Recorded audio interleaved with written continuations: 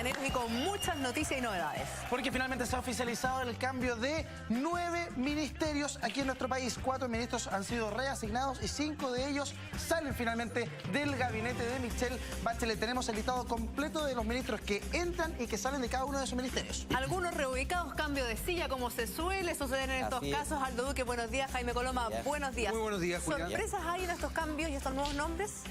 O sea, yo creo que, a ver, no sé si sorpresas especialmente. Estábamos comentando con Aldo antes de partir el programa que yo creo que aquí lo que uno está viendo es quizás el cambio de estrategia para seguir. Y mucha gente justamente de lo que está hablando es de este segundo juego, claro, de este segundo tiempo. Segundo aire, claro. Yo creo que eso efectivamente está desarrollando y yo creo que aquí, más allá de toda la especulación mediático-farandulera que se ha establecido en relación al anuncio de Michelle Bachelet y dónde hizo este anuncio, yo creo que lo importante es que ella está dando también un golpe de timón diciendo, bueno, por acá va a ir los nuevos lineamientos políticos que se van a desarrollar en mi gobierno. ¿Hay algún cambio que sorprenda, Aldo? ¿Hay algún nombre que te sorprenda? Me sorprende profundamente y me golpea el nombramiento del nuevo ministro de Hacienda.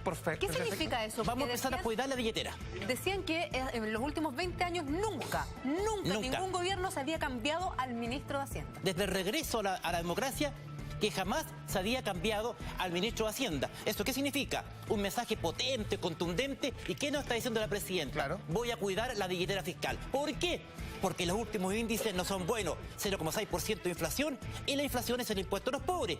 Y el impuesto a los pobres lo paga la señora en el supermercado cada vez que va a comprar. Y no tiene que ver solamente con eso, sino que también quizás con la mala relación que se dijo que había entre Alberto Arenas, el anterior ministro de Hacienda, el saliente ministro de Hacienda, con el mundo del empresariado. Claro, lo que pasa es que el ministro Arenas está pagando, entre otras cosas, el precio a una gestión muy pobre en materia de inflación y sobre todo a una frase muy desafortunada. El famoso, los poderosos de siempre. Esa famosa frase colocó un punto de inflexión, porque enfrentó ya, a quién. Entonces, ¿qué significa que él haya dicho un cambio? Le está diciendo al país, señor, está diciendo la presidenta, voy a empezar a cuidar la billetera para que no haya más inflación, porque la inflación es el impuesto a los pobres, lo paga la señora todos los meses de su Pero me genera ruido lo que dices de los poderosos de siempre, que hay poderosos que volvieron a tomar el teléfono, que hicieron algunas cosas para que se produjera este cambio de Hacienda. Lo que pasa es que al mundo de los empresarios no le gustó esa frase. Claro. Le picó un poquitito, dolió, a nadie le gustó, porque nos colocaba en un extremo bipolar. Los buenos y los malos. Esa posición maniqueísta que a nadie le gusta. Pero Aldo, la salida del ministro Arenas significa que las reformas de Michelle Bachelet se van a frenar un poco, que van a ser menos agresivas, va a ser menos progresistas este segundo tiempo. No, yo creo que van a ser más dialogadas. ¿Qué es lo que le está pidiendo el país?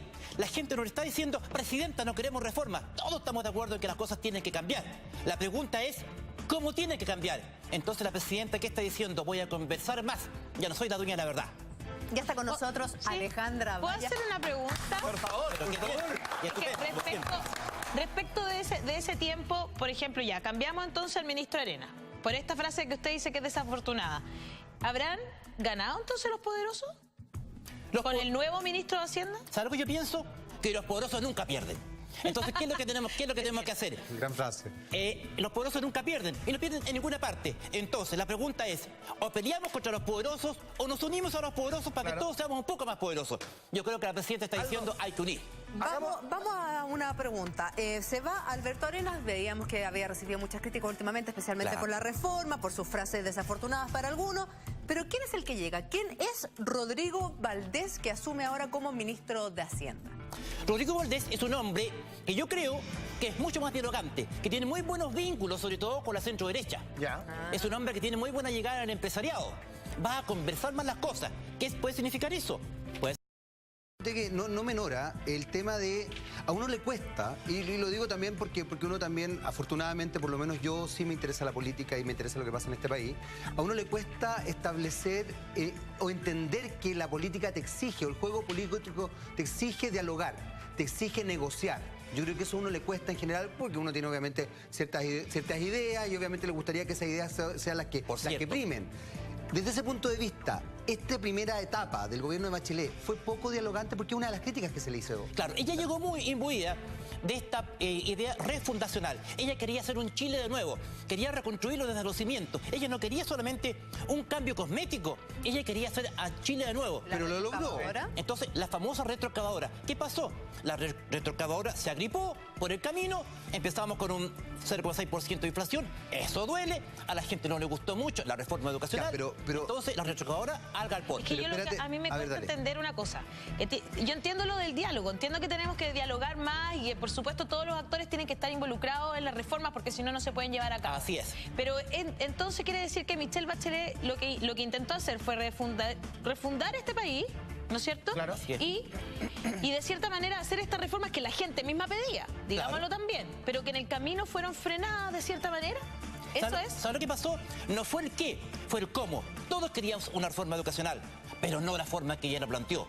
Entonces, ¿qué está diciendo la presidenta? Oiga, yo la reforma la voy a hacer, pero ahora la voy a conversar más con todos los actores, porque no soy dueña de la verdad. Pero sin embargo, la reforma tributaria, la reforma educacional han ido avanzando. Quizás una de las críticas para mi gusto más válida es que la reforma educacional primero se planteó en la organización, por así decirlo, de cómo se establecía la dinámica educacional y no en algo que evidentemente yo creo que todos queríamos, que era mejorar la calidad de la educación. Pero por lo menos ya está funcionando. O sea, eso el error de ella, error comunicacional. Puso la carreta delante de los bueyes. Porque ¿qué es lo que quería la gente? La gente no estaba tan preocupada al principio de terminar con los colegios subvencionados. La gente quería mejor calidad en la educación de sus hijos y debió partir por ahí. Pero entonces el discurso era el look. Aldo, Jaime, vamos a ir de inmediato con Charlie Rivera, que se encuentra en nuestro móvil.